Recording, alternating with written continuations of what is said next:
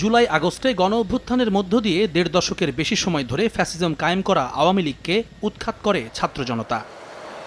গত ১৫ বছরে গুম খুনের দায়ে আওয়ামী লীগকে সন্ত্রাসী দল হিসেবে চিহ্নিত করে নিবন্ধন বাতিলের দাবি জানান এনসিপির আহ্বায়ক নাহিদ ইসলাম। গত ১৫ বছরে যে গণহত্যা, গুম এবং জুলাই হত্যাকাণ্ড, এত কিছুর পরে তারা আসলে আর রাজনৈতিক দল হিসেবে বিবেচিত হতে পারে না, বরং সরকারের উচিত, এবং আমরা সেই দাবি জানাচ্ছি যে আওয়ামী লীগকে সন্ত্রাসী সংগঠন হিসেবে ঘোষণা করতে হবে এবং আওয়ামী লীগের নিবন্ধন বাতিল করতে হবে। বাংলাদেশ এখন একটি দেশে বহুদলীয় গণতন্ত্র প্রতিষ্ঠায় কোনো ফ্যাসিস্ট দল যেন রাজনীতি করার সুযোগ না পায় সে বিষয়ে অন্তর্বর্তী সরকারকে সতর্ক থাকার আহ্বান জানান এনসিপির সদস্য সচিব আক্তার হোসেন।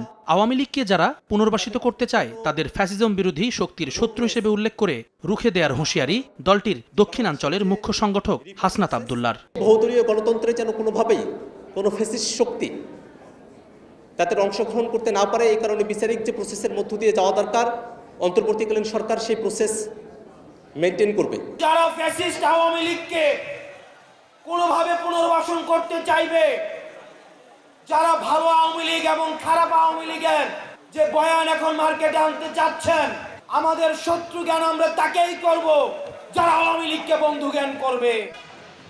এদিকে আওয়ামী লীগকে পুনর্বাসন ইস্যুতে হাসনাতের বক্তব্যের সঙ্গে এনসিপির মতানৈক্য নেই বলে দাবি করেন দলটির উত্তরাঞ্চল বিষয়ক সমন্বয়ক সার্জিস আলম।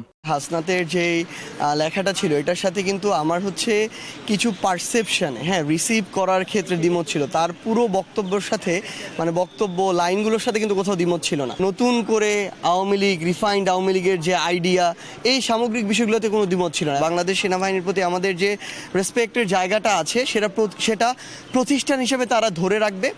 বাংলাদেশের অভ্যন্তরীণ যে রাজনীতি, এই রাজনীতিতে তাদের যে আমরা কখনোই তাদের কোনো হস্তক্ষেপ প্রত্যাশা করব না। কূটনীতিকদের নিয়ে আয়োজিত ইফতার মাহফিলে এনসিপিকে শুধু একটি নতুন রাজনৈতিক দল নয়, বাংলাদেশের নতুন রাজনৈতিক বন্দোবস্তের সূচনা হিসেবে দেখার আহ্বান জানান দলের আহ্বায়ক Nahid Islam. We ask you to see us not simply as a new party but as the beginning of a new political culture. Jumman Sadiq, জ্যাভলিন, সময় সংবাদ, ঢাকা।